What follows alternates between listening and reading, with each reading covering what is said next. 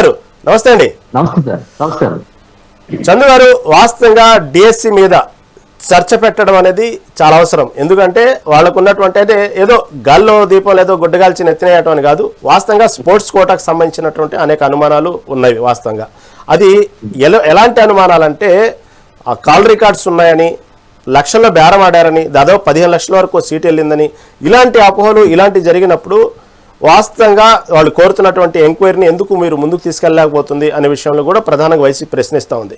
కానీ ఇలా ప్రతిదానికి అడిగిన దానికల్లా ఎంక్వైరీలు వేసుకుంటూ పోము, అసలు ఏంది మీ అనుమానం ఏంది, ఫస్ట్ నాతో చర్చించండి అని లోకేష్ అంటా ఉన్నారు. వాస్తవంగా స్పోర్ట్స్ కోటా విషయంలో ఎందుకంటే మీరు కూటమిలో ఉన్నప్పటికీ కూడా ప్రశ్నిస్తామన్నట్టారు కాబట్టి, మాదే ప్రతిపక్ష పాత్ర అంటున్నారు కాబట్టి, తప్పు చేస్తే పవన్ కళ్యాణ్ తలనే తీసి చట్టం రావాలని మీరు కోరుకున్నారు కాబట్టి, వాస్తవం కూటమిలో ఉన్న ధర్మంతో కాకుండా డిఎస్సిలో అక్రమాలు జరిగాయా, స్పోర్ట్స్ కోటా పర్టికులర్గా స్పోర్ట్స్ కోటాలో మీకేమైనా అనుమానం ఉందా, లేకపోతే అనుమానం ఉన్నప్పటికీ కూడా బయట పడలేకపోతున్నారా కూటమిలో ఉండంటే ఏమంటారు? రక్షకుడికి అలాగే రహీం గారికి ప్యానల్ ఉన్న పెద్దలందరూ కూడా ముందుగా నమస్కారాలు. డిఎస్సీలో అవకతవకలు జరిగాయి అని చెప్పి ఈ రోజు వైఎస్ఆర్ కాంగ్రెస్ పార్టీ వాళ్ళు ఏదో ఒక ప్లకార్డ్స్ పట్టుకొని తిరుగుతున్నారు. సంవత్సరం క్రితం ఇచ్చిన డిఎస్సీ కోసం ఇప్పుడు దాకా వైఎస్ఆర్ కాంగ్రెస్ పార్టీ ఏం చెప్తుంది?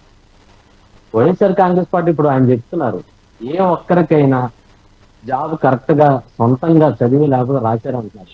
దమ్ముంటే నేను ఛాలెంజ్ చేస్తున్నా, మా పార్టీ నాయకులు చంద్రబాబు నాయుడు గారు కాదు, మా పార్టీ అధ్యక్షులు పవన్ కళ్యాణ్ గారు కాదు, అలాగే బీజేపీ అధ్యక్షులు కాదు, మా పార్టీలో ఒక కార్యకర్తగా నేను అడుగుతున్నా, దమ్ముంటే ఇది జగన్మోహన్ రెడ్డి వచ్చిన, ఈ ఛానల్లో పాల్గొన్నటువంటి ఆ శ్రీనివాస్ గారు వచ్చిన, ఎవరికి వచ్చినా సరే పేద ప్రజలకి, పేదవాళ్ళు చదువుకుంటే డిఎస్సి ఉద్యోగం వచ్చిందా లేదా అని చూపిస్తే దేనికి సిద్ధం అని చెప్పని కూడా నేను బహిరంగంగా ఈ యొక్క మీ ఛానల్ గారు అడుగుతున్నాను.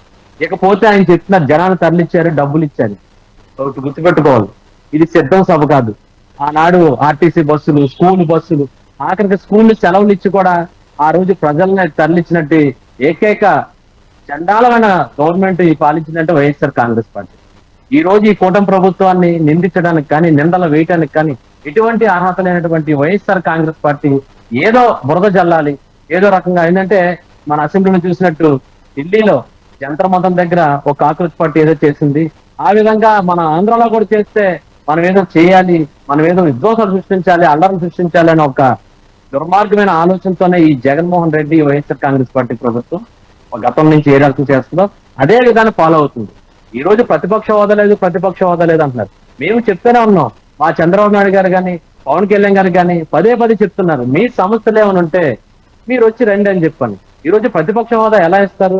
మన ఛానల్లో చూసాం.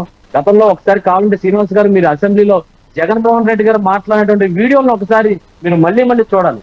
ఎందుకంటే 23 సీట్లు ఉన్నప్పుడు 5 మంది ఎమ్మెల్యేలు నేను కనుక తీసుకుంటే మీకు ప్రతిపక్ష హోదా ఉండదు అని చెప్పిన జగన్మోహన్ రెడ్డి మరి ఆనాడు 18 సీట్లకే ప్రతిపక్ష హోదా లేకపోతే మీకున్నది కేవలం 11.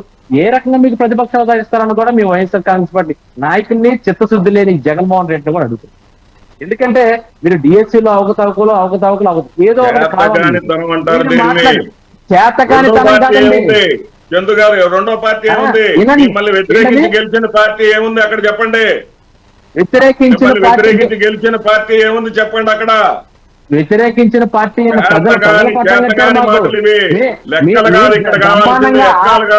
నాయకుడు చెప్పారు కదా, మీ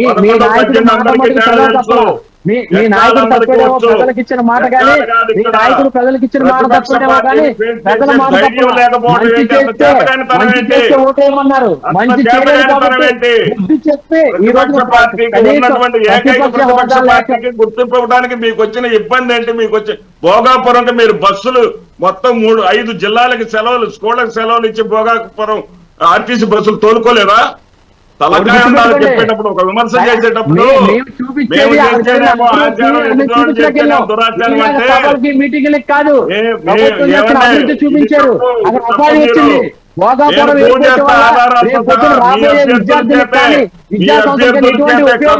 ఆలోచన చేయండి.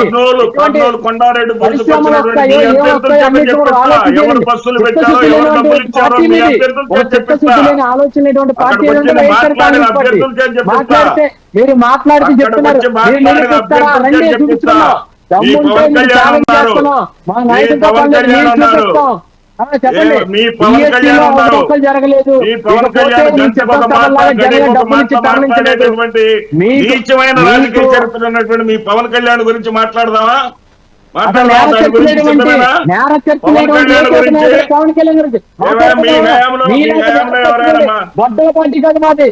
శ్రీనివాస్ రెడ్డి గారు వ్యక్తిగతం వద్దులండి. శ్రీనివాస్ రెడ్డి గారు వ్యక్తిగతం వద్దు, టాపిక్ డైవర్ట్ అవుతుంది. వ్యక్తిగతం వద్దు, జరుగుతున్న సమస్య మీద right right right Srinivas Reddy గారు టాపిక్ మీద మాట్లాడదాం. శ్రీనివాస్ రెడ్డి గారు టాపిక్ మీద మాట్లాడదాం. రైట్ రైట్ అండి, రైట్ రైట్ శ్రీనివాస్ రెడ్డి గారు, శ్రీనివాస్ రెడ్డి గారు శ్రీనివాస్ రెడ్డి గారు ఏం ఈరోజు ఇంత ఆవేశపడుతున్నారు? శ్రీనివాస్ రెడ్డి గారు, శ్రీనివాస్ రెడ్డి గారు, శ్రీనివాస్ రెడ్డి గారు, శ్రీనివాస్ రెడ్డి గారు, శ్రీనివాస్ రెడ్డి గారు, శ్రీనివాస్ రెడ్డి గారు మాట్లాడండి, మాట్లాడండి. చంద్ర గారు మాట్లాడండి. మీరు మాట్లాడేటప్పుడు అందరూ విన్నారు కదా. శ్రీనివాస్ రెడ్డి గారు, శ్రీనివాస్ రెడ్డి గారు, శ్రీనివాస్ రెడ్డి గారు పెట్టినటువంటి పవన్ కళ్యాణ్ ఇవాళ లీతులు చెబుతుంటే జనాన పిచ్చోళ్ళ. శ్రీనివాస్ రెడ్డి గారు, శ్రీనివాస్ రెడ్డి గారు, శ్రీనివాస్ రెడ్డి గారు, శ్రీనివాస్ రెడ్డి గారు, శ్రీనివాస్ రెడ్డి గారు మీరు మాట్లాడుతూ సేపు అందరూ విన్నారండి. శ్రీనివాస్ రెడ్డి గారు ప్లీజ్, శ్రీనివాస్ రెడ్డి గారు, శ్రీనివాస్ రెడ్డి గారు, శ్రీనివాస్ రెడ్డి గారు రైట్ రైట్ రైట్ చంద్ర గారు, చంద్ర గారు, చంద్ర గారు ఒక నిమిషం, చంద్ర గారు ఒక మాట, చంద్ర గారు, చంద్ర గారు, చంద్ర గారు ఒక మాట, చంద్ర గారు, చంద్ర గారు, శ్రీనివాస్ రెడ్డి గారు, చంద్ర గారు, చంద్ర గారు ఒక మాట, ఒక మాట, చంద్ర గారు, శ్రీనివాస్ రెడ్డి గారు, శ్రీనివాస్ రెడ్డి మీరు మాట్లాడి సేపు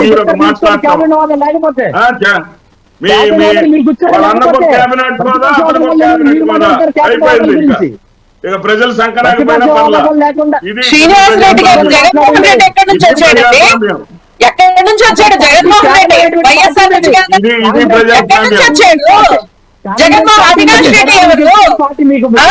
అవినాష్ రెడ్డి ఎవరు? శ్రీనివాస్ రెడ్డి గారు, వైఎస్ వివేక ఎవరు? వాళ్ళ బాబాయిలు ఎవరు? బాబాయిలు ఎవరు? ఎంతమంది ఉన్నారు ఆయన చుట్టుపక్కల ప్రహరీగా? శ్రీనివాస్ రెడ్డి గారు, శ్రీనివాస్ రెడ్డి గారు ఒక మాట, ఒక మాట, శ్రీనివాస్ రెడ్డి గారు ఒక మాట,